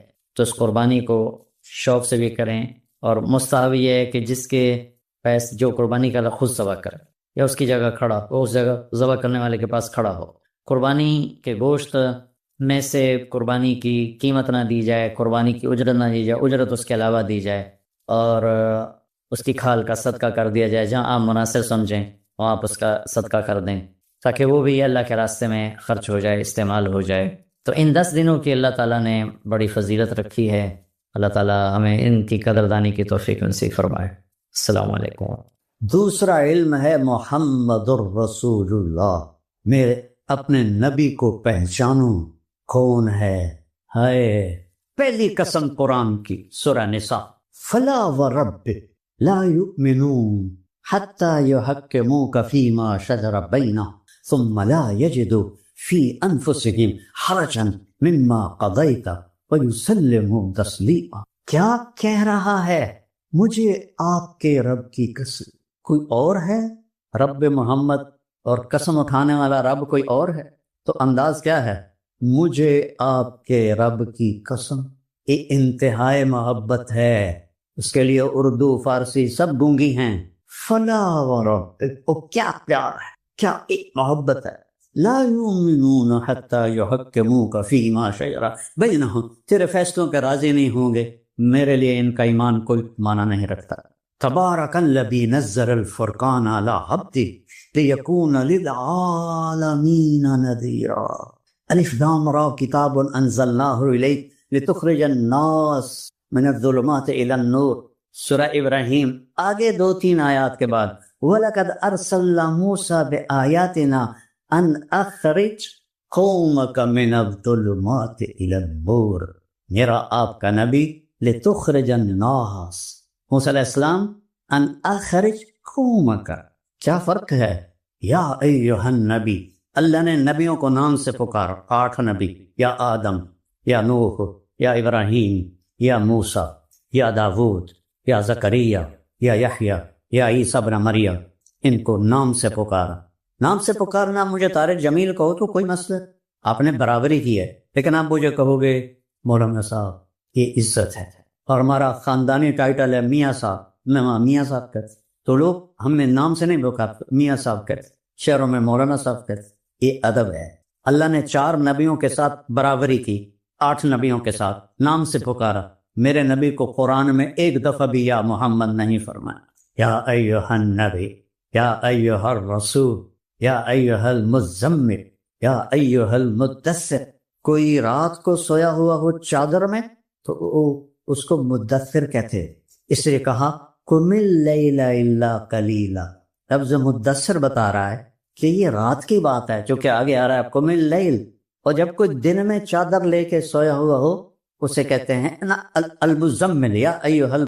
اللہ نے ہمیں ایک نماز عطا فرما دی جس کو ہم آج صلاۃ التراویح کہتے ہیں۔ میرے نبی کے زمانے میں اسے قیام اللیل کہا جاتا تھا، اس لیے حضرت عائشہ رضی اللہ تعالیٰ عنہ کی روایت ہے جس سے 8 رکعت والے حضرات استدلال کرتے ہیں کہ رمضان اور غیر رمضان میں اس کو امام بخاری نے قیام اللیل کا ہی عنوان دیا ہے، آپ نے 11 رکعت سے زیادہ نماز نہیں پڑھی۔ ایک ضعیف روایت میں ہے کہ آپ نے 3 دن پڑھائی نماز، یہ تو صحیح روایت، کتنی رکعت پڑھائی؟ تو ایک ضعیف روایت میں ہے کہ 20 رکعت پڑھائی۔ اچھا، ضعیف روایت سے عبادت ثابت نہیں ہو سکتی حکم شرعی، تو جب حضرت عمر رضی اللہ تعالیٰ عنہ نے سب کو، اب میرے نبی کے دور میں 3 دن کے بعد آپ تو آئے نہیں کہ کہیں فرض نہ ہو جائے، تو صحابہ اپنے طور پر قرآن سنتے تھے ٹولیوں میں۔ صدیقی دور میں 2 سال وہ فتنوں میں گزرا، تو اس میں بھی اسی طرح چلا کہ ٹولیوں میں مطلب۔ حضرت عمر رضی اللہ عنہ کے زمانے میں حکومت مضبوط ہو گئی، طاقتور ہو گئے، تو ابتدائی سالوں میں نہیں، چند سالوں کے بعد اب مسجد میں تشریف لائے تو لوگ اس طرح کوئی 4 ادھر 5 ادھر 10 ادھر 20 ادھر، کہنے لگے ان کو ایک امام پہ جمع کر دیا جائے تو کتنا اچھا ہوگا۔ تو آپ نے سب کو اکٹھا کیا اور ابی بن کعب رضی اللہ تعالیٰ عنہ کو امام بنایا، اور سب کو ایک نماز پہ جمع کر کے 20 رکعت کا حکم عطا فرمایا۔ تو حضرت عمر کا یہ عمل اس حدیث کو مضبوط کر دیتا ہے کہ جو کہ میرے نبی نے کہا علیکم بسنتی و سنت الخلفاء الراشدین من بعدی، کہ میری اور میرے خلفاء راشدین کی سنت پر مضبوطی سے عمل کرنا۔ تو حضرت عمر کا جو 20 رکعت طے کرنا ہے، اگر ان کا اپنا اجتہاد ہے تو بھی ہمارے لیے عمل کے لیے کافی ہے، اور اگر ان کو یہ یاد ہے کہ میرے نبی نے 20 پڑھی تھیں تو اور زیادہ اچھی بات ہے۔ لیکن بہرحال جو 8 پڑھتا ہے ہمارا اس پہ بھی کوئی اعتراض نہیں، چونکہ وہ بھی حدیث کے ساتھ بات کرتا ہے، اور باقی پوری امت 20 پڑھتی ہے، ان پر بھی اعتراض نہیں۔ میں ایک جگہ سے گزر رہا تھا، نماز کا وقت ہو گیا، اہل حدیث کی مسجد تھی، میں وہاں نماز پڑھنے چلا گیا تو ایک بہت بڑا اشتہار لکھا ہوا تھا 20 تراویح ثابت کرنے والے کو 5 لاکھ روپے انعام، کہ 20 تراویح، سینکڑوں سال سے امت کا عمل 20 تراویح آ رہا ہے۔ تراویح کا نام جو پڑھا مجھے یوں لگتا ہے کہ اہل مکہ، یعنی اہل مکہ جو تھے نا، وہ 4 تراویح پڑھ کے ایک طواف کرتے، تو وہ آرام کے لیے ہوتا، ترویحہ آرام، تھوڑی دیر کا آرام، تو 4 تراویح کے بعد ایک طواف کرتے تھے، وہ چھوٹا سا طواف 10 منٹ میں ختم ہو جاتا تھا، اور پھر 4 تراویح پڑھتے تھے، پھر طواف کرتے تھے، پھر 4 پڑھتے تھے، پھر طواف کرتے تھے۔ یہ صحابہ کے تھوڑے بعد کے دور کی بات۔ تو مدینے والوں کو پتہ چلا کہ مکے والے تو یہ کرتے ہیں، وہ کہنے لگے اساں کی کریے، انہوں نے کہا اسی 40 تراویح پڑھا، 40 رکعت، وہ 40 رکعت پڑھتے تھے۔ تو نوافل میں کوئی سختی نہیں کہ بھائی 8 سے زیادہ نہیں پڑھنی، بدعت ہو جائے گی، اور 20 پڑھنا بدعت ہے، یہ سب جہالت کی، اور یہ 8 پڑھ رہے ہیں یہ غلط ہے، یہ بھی حماقت کی بات۔ جو صحیح حدیث سے دلیل پکڑ کے کوئی عمل کرتا ہو تو بھائیو اس سے بحث نہ کیا کرو، مناظرہ نہ کیا، یہ بہت نادانی والی بات۔ اور امت کا خلق لاکھوں کروڑوں انسانوں کا ایک عمل پہ جمع ہونا، یہ بذات خود اس کی طاقت کی ایک دلیل۔ اور حرمین جب سے میرے رب نے، حضرت عمر نے 20 رکعت شروع کی، آج تک وہاں بھی ساری مساجد میں 8 رکعت تراویح ہوتی ہے، لیکن حرمین کی مسجد میں 20 رکعت، ادھر بھی ادھر بھی۔ اور یہ جو وہاں ختم قرآن پہ دعا نہیں مانگی جاتی، یہ کس کا عمل ہے؟ حضرت عثمان نے اپنے دور خلافت میں تراویح پڑھانے والے سے کہا جب قرآن ختم کرو تو دعا کرنا۔ وہ کہنے لگے جی کیا دعا کرو؟ کہ جو تیرے دل میں آیا کرنا۔ تو ختم قرآن کی رات تراویح کی آخری رکعت میں من الجنت والناس کے بعد دعا کے لیے ہاتھ اٹھانا، یہ حضرت عثمان رضی اللہ تعالیٰ عنہ نے اس کو زندہ فرمایا۔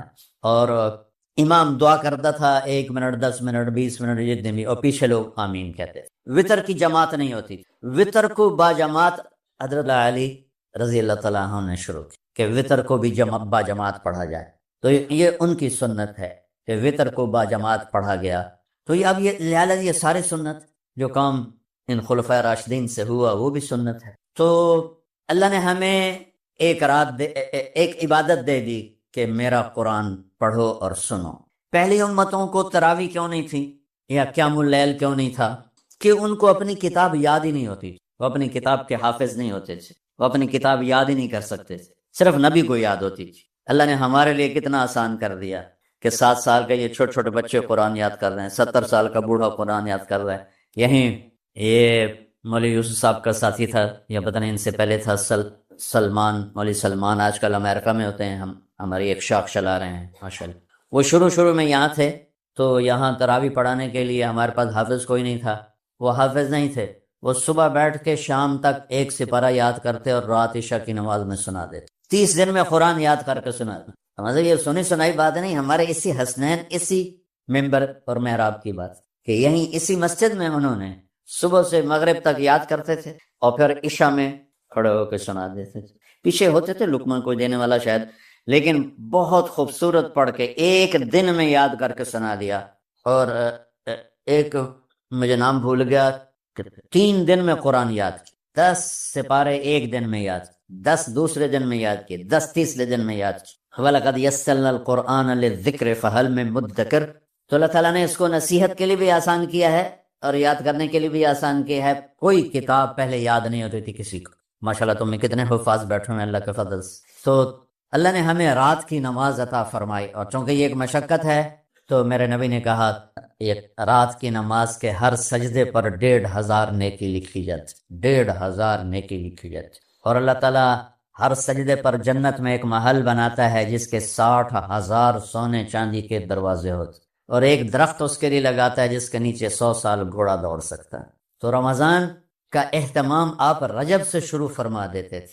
میرے نبی نے 9 رمضان دیکھے، 9 رمضان اپنی زندگی میں، 9 رمضان۔ 10ویں رمضان سے پہلے آپ اللہ کے پاس تشریف لے گئے۔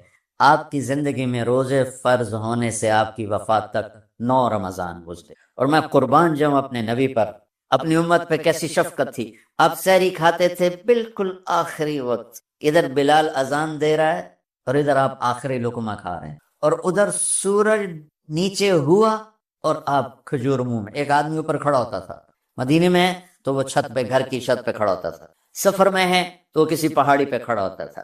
جو ہی سورج کا کنارہ نیچے جاتا اب فوراً وہ کہتا یا رسول اللہ قد غربت، تو آپ کھجور منہ میں ڈال لیتے تھے، یا پانی، کبھی پانی سے افطار فرماتے تھے، کبھی کھجور سے افطار فرماتے تھے، کہ میری امت پہ بھوک کا وقت کم سے کم آئے۔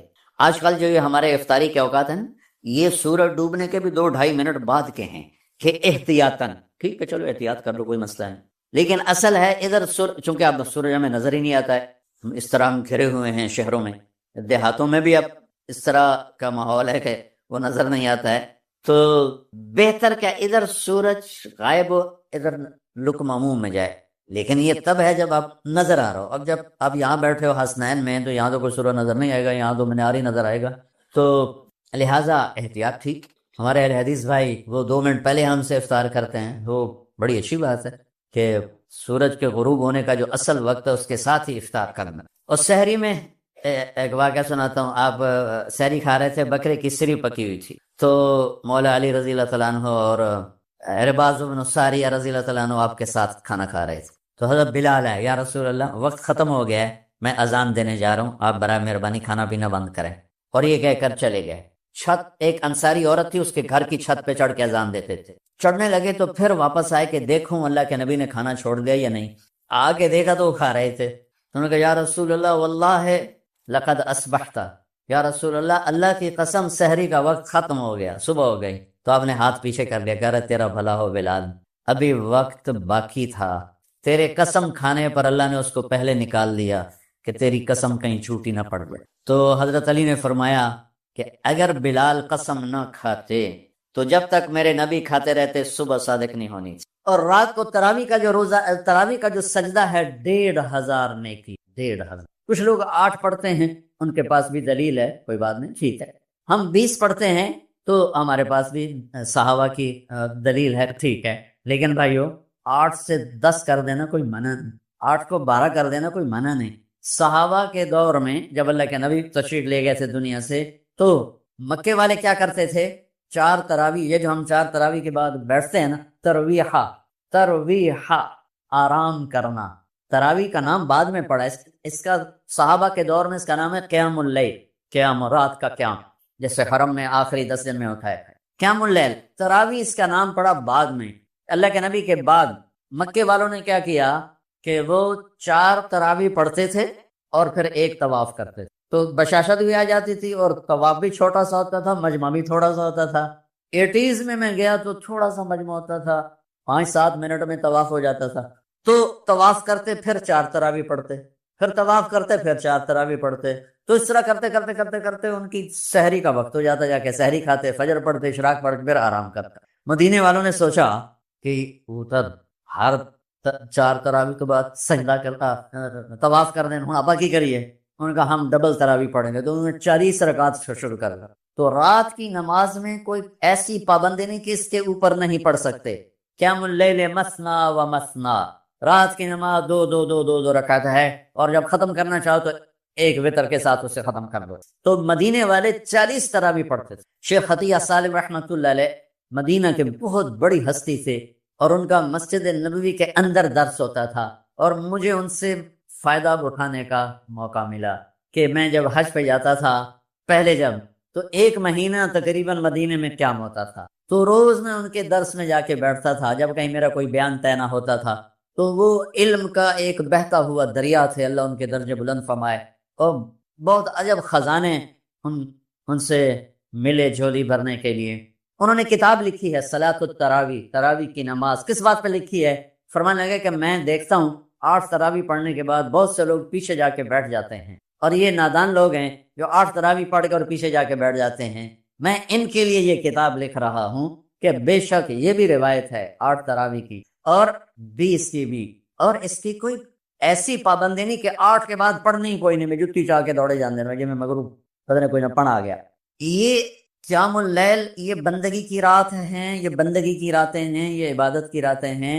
آپ 2 پڑھو تو بھی تراویح ہوگی، 4 پڑھو، 8 پڑھو، 10 پڑھو، 12 پڑھو۔ میں نے مدینے کا انہیں کی کتاب سے بتا رہا ہوں، صلاۃ التراویح۔ مدینے والے 40 رکعت پڑھتے، اور تراویح کا لفظ ہی 12 سے اوپر پہ آتا ہے، چونکہ ترویحہ ایک آرام کو کہتے ہیں، تھوڑی دیر کے لیے آرام، ترویحہ، ترویحتان 2 دفعہ آرام کرنے کو کہتے ہیں، اور تراویح 2 سے زیادہ دفعہ آرام کرنے کو کہتے ہیں۔ 8 تراویح پڑھی جائے تو اس پہ تراویح کا لفظ صادق نہیں آتا، بلکہ نام صلاۃ و ترویحتان ہوگا، ترویحتان۔ وہ 12 پڑھیں گے تو تراویح کا لفظ اس پر صادق آئے گا کہ 3 دفعہ آرام کرنے کو تراویح کہتے ہیں۔ یہ کوئی مطلب ہے کہ میں کوئی مناظرہ نہیں کر رہا ہوں، نہ ہی میری عادت ہے مناظرہ کرنے کی، لیکن جو 8 تراویح کو کہتے ہیں بس اس سے اوپر پڑھنی نہیں، ان کو یہ بتا رہا ہوں کہ یہ اپنا نقصان نہ کرو۔ تراویح کی نماز ہو رہی 20 پڑھو، تم نے گھر جا کے کرنا کیا ہے؟ صرف اوپر کے آدھا گھنٹہ اوپر لگ جاتا ہے اور آدھے گھنٹے میں ساری نماز نمٹ جاتی ہے، لیکن آپ کو ملتا کیا ہے؟ ہر سجدے کے بدلے 1500 نیکی۔ کیوں ضائع کر؟ یہاں چھوڑو، سب سے بڑی مسجد تو وہ اس نے بنائی ہے، ہمارے ریاض صاحب، اللہ اس کو جزائے خیر دے، بڑا سخی آدمی ہے، اور سخی کی تعریف نہ کرنا بھی بہت بڑا بخل ہے، بہت سخی آدمی ہے۔ تو اس نے بنائی ہے بحریہ ٹاؤن کی مسجد، وہاں ایک وہ ہو جائے، ایک اعلان ہو جائے اور ایک پوسٹ لگ جائے کہ جو ہماری مسجد میں آ کے نماز پڑھیں گے ان کو 1500 نہیں 150 روپیہ فی سجدہ دیا جائے گا۔ تسی اگلے دن تماشا ویکھا جائے کی ہوتا جو سارا بحریہ ٹاؤن بلاک نہ ہو جائے تو مینوں نہ پلوے۔ وہ جو میں کہتی دادیاں نو پوچھیا نہیں، دادیاں نو موڈیاں تے چاہتے لے آون گیا، دادا میرے نال آیا، وہ آ کے دو آ گیا دادی نو میں آندا، نانے نو میں چاہیا، نانے نو ایسے آیا، پھر لڑائیاں اور ڈنڈے شروع ہو جاؤں۔ میری قوم روپے کو جانتی ہے، نیکی کو نہیں جانتی۔ انہیں یہ پتا ہے کہ پیسہ کیا چیز ہے، اس کے لیے جھوٹ بھی بولیں گے، اس کے لیے ہر غیرت کی حدوں کو توڑ دیں گے، نیکی نہیں جانتے۔ تو میرا نبی فرما رہا ہے تراویح کے ہر سجدے پہ 1500 نیکی لکھی جائے گی، اور تراویح کے ہر سجدے پر جنت میں ایک گھر ملے گا جس کے 60,000 سونے چاندی کے دروازے ہوں، جس گھر دے 60,000 وہ تو فیصلہ بات تو نہیں بڑا ہوئے۔ اور ہر تراویح کے سجدے کے بدلے میں ایک درخت لگے گا جنت میں جس کے نیچے 100 سال عربی گھوڑا دوڑ سکے. بھائی کیوں نقصان کرتا؟ 8 پڑھو کوئی مسئلہ نہیں، 10 پڑھو کوئی 12 پڑھو 20 کی 40 پڑھو کوئی مسئلہ نہیں، کیونکہ اس میں شریعت نے کوئی رکاوٹ نہیں بنائی. یہ رات کی نماز ہے. میں نے آپ کو مدینے والوں کا عمل بتایا، مکے والوں کا عمل بتایا کہ وہ طواف کرتے تھے تراویح کے بعد طواف، اس سے یہ ترویحہ چلا ہے. اس کی یہ بات کی لفظ تراویح غلط نہیں، بعد میں آیا ہے، ورنہ اصل نام قیام اللیل ہے. لیکن یہ کہنا کہ تراویح کی نماز ہی کوئی نہیں ہے تو بہت بڑی حماقت اور بہت بڑی نادانی کی بات ہے. اللہ تعالیٰ پوری امت 1400 سال سے ایک عمل کو لے کے چلی آ رہی ہے، اسے یوں کہہ دینا کہ نماز ہی کوئی نہیں، اتنی دلیری بھی ٹھیک نہیں اور اتنی شدت بھی ٹھیک نہیں کہ کوئی تراویح پڑھنے نہیں آیا تو کفر دی خطبہ لا دو، مردود کافر ہو گیا، مردود ہو گیا، پتہ نہیں کیا کیا کرتے رہتے ہیں ہمارے خطیب. اور نور سے جگمگا رہی تھی یتلہلا، اور اس سے عجیب بات میت غائب تھی، اللہ نے اس کو غائب کر دی. ایسے ہی ایک واقعہ حضرت خبیب رضی اللہ عنہ کے ساتھ پیش آیا. جب ان کو اہل مکہ نے شہید کیا تو 40 دن ان کی لاش لٹکی رہی اور اس کا ایک ذرہ بھی جسم کا خراب نہیں ہوا، تر و تازہ. تو آپ نے حضرت علی اور حضرت مقداد کو بھیجا کہ جاؤ اس کی میت کو لے کے آؤ. تو جب انہوں نے اتار لی تو قریش کو پتہ چل گیا، وہ پیچھے بھاگے، یہ آگے بھاگے. جب دیکھا کہ وہ سر پہ آ گئے ہیں تو انہوں نے میت کو زمین پہ رکھا اور تلواریں نکال لی. تو جب وہ قریش حملے کے لیے آئے تو ایسے زمین پھٹی اور میت اس میں غائب ہو گئی. تو قریش کہنے لگے ہماری تو لڑائی اس کی وجہ سے تھی، تم سے تو ہمارا کوئی مقصد نہیں تھا، وہ تو غائب ہو گئی، واپس چلے. تو جب عمل اچھا ہوتا ہے آگے ایک پورا نظام ہے. دیکھو نا، اللہ نے اپنے نبی کو بیڈ روم میں نہیں سلایا، موت کے بعد قبر میں ڈالا. تو اگر اللہ راضی ہے تو قبر مزے کی چیز ہے، کوئی خوفناک چیز نہیں ہے. اور وہاں مجھے 4-5 سال پہلے روضہ مبارک کے انجینئر ملے، انہوں نے آ کے مجھے وہ سارا نقشہ دکھایا کہ جہاں ہم کھڑے ہو کے سلام پیش کرتے ہیں اب آپ کی قبر مبارک اس سے 30 فٹ نیچے ہے. تو بھرائی ہوتی رہی، مدینے کی زمین اوپر ہوتی گئی، قبر نیچے 30 فٹ نیچے ہے. تو عمل ہے تو اللہ راضی ہے. تو اللہ نے ہمیں بنیادی جو اعمال دیے ہیں عبادت کے، اس میں سب سے پہلے تو ایمان ہے، لا الہ الا اللہ کا اقرار. من کان آخر کلامہ لا الہ الا اللہ دخل الجنہ، جس کا آخری وہ لا الہ الا اللہ ہوگا اور اس پر اس کی موت آ جائے گی تو وہ جنت میں جائے گی. امام ابو زرع ایک محدث ہیں، ان پر موت کی کیفیت طاری تھی اور وہ بے ہوش تھے. تو ان کے پاس 2-3 محدثین بیٹھے تھے، وہ آپس میں مشورہ کر رہے تھے کہ اب ان کو کلمہ کیسے یاد دلائیں. حکم ہے جب کسی پر سکرات طاری ہوں تو اسے کہنا نہیں چاہیے کلمہ پڑھو، اس کے پاس بیٹھ کے کلمہ پڑھنا شروع کرو، اس کے نصیب میں ہوگا تو وہ بھی پڑھ لے. تو علم کی بھی عجب شان ہے. ابو حاتم رحمہ اللہ تعالی کہنے لگے حدثنی ضحاک بن مخلد عن ابی عاصم عن عبد الحمید بن جعفر عن صالح بن ابی غریب، اور یہاں سند انہوں نے آدھی پڑھ کے اور خاموش ہو. ابو ذرا بے ہوش پڑے. تو منذر بن شازان تھے رحمۃ اللہ علیہ، وہ بیٹھے تھے، انہوں نے اپنی سند سے اس حدیث کو پڑھا کہ حدثنی، اب مجھے پہلا نام بھول گیا ہے، عن ابی عاصم عن عبد الحمید ابن جعفر عن صالح ابن ابی غریب، اور وہ بھی خاموش ہو. اب ایک آدمی بے ہوش پڑا ہوا ہے. وہ فرمایا کرتے تھے ابو ذرا کہ مجھے 1,00,000 حدیث اس طرح یاد ہے جیسے تمہیں سورۃ فاتحہ یاد ہے. یہ ہمارے تو اب یہ جو علماء طلبہ ہیں ان کو حدیثیں یاد کوئی نہیں ہیں، فقہ ہی پڑھتے رہتے ہیں. اور فرمایا مجھے 1,00,000 حدیث اس طرح یاد ہے جیسے تم نے سورۃ فاتحہ یاد. ہاں، تو اب دونوں نے حدیث کی سند ادھوری پڑھ دی اور وہ بے ہوش پڑے ہیں. تو ان کی اللہ نے زبان چلا دی. پہلے نے ضحاک بن مخلد، دوسرے نے منذر بن شازان. تو یہ ان کی سند ایک درجہ اوپر تھی، تو یہ بے ہوشی میں بولنے لگے حدثنی ابو عاصم. پہلا جو 2 نام تھے وہ ان کے استاد نہیں تھے، ان کے استاد اس سے بڑے تھے. حدثنی ابو عاصم، آنکھیں بند ہیں، بے ہوش ہیں. عن عبد الحمید ابن جعفر عن صالح ابن ابی غریب. اور پہلے 2 محدثین نے یہاں آ کر سند روک دی تھی، تو انہوں نے آگے پڑھی.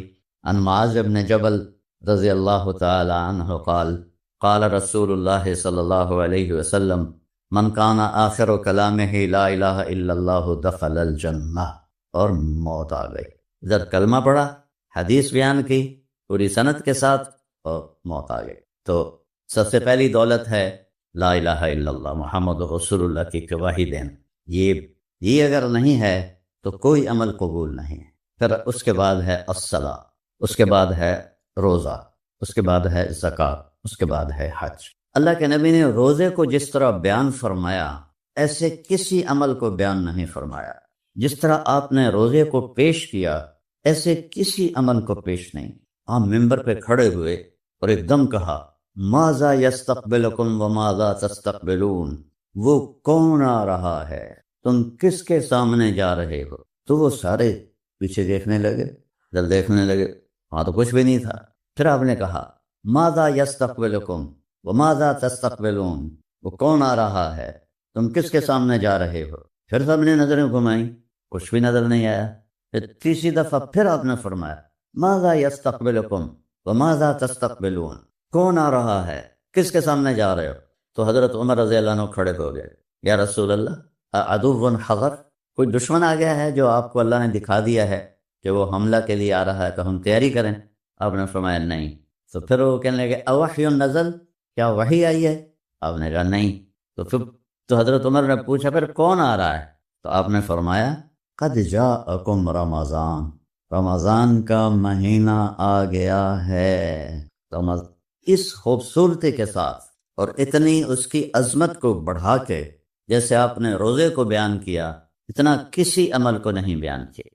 تو پہلی امتوں بھی پر بھی روزے فرض تھے، تو انہوں نے دین میں تحریف کی، وہ کبھی گرمی میں آتا تھا کبھی سردی میں آتا تھا، تو انہوں نے گرمی کے روزے سٹاپ کر دیے اور سردی میں فکس کر دیے اور 10 دن بڑھا دیے کہ یہ ہم نے تبدیلی کی ہے، اس کے بدلے میں ہم 10 روزے اور رکھیں گے۔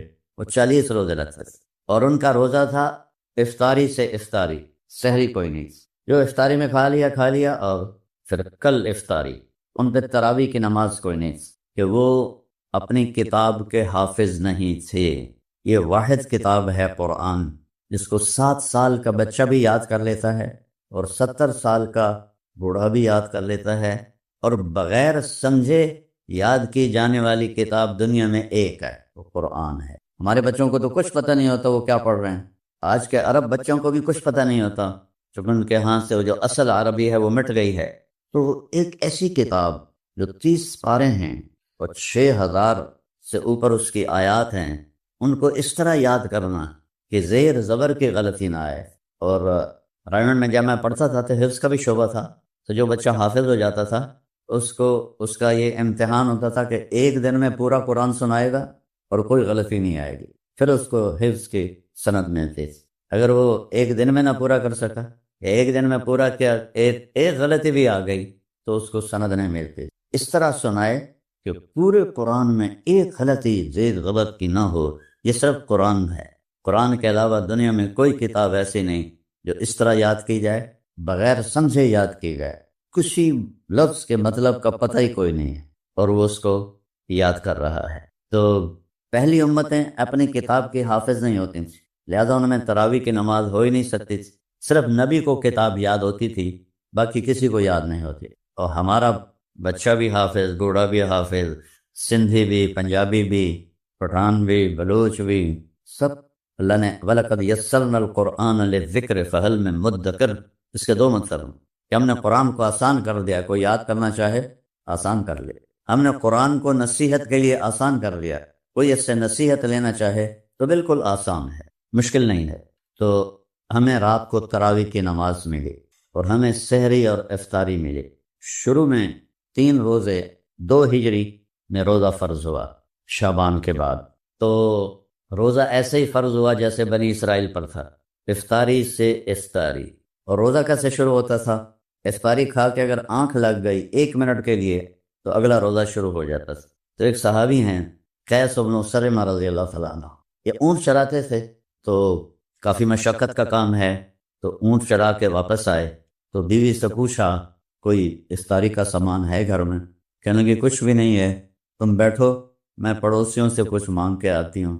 تو وہ اس کے لیے گئیں کہ کوئی میں اپنے خامند کے لیے افطاری اور اپنے لیے سامان لے کر آؤں۔ وہ لیٹے اور تھکے ہوئے تھے، نیند آ گئی۔ ادھر ان کی بیگم تھوڑا سا لیٹ ہو گئیں، سورج غروب ہو گیا،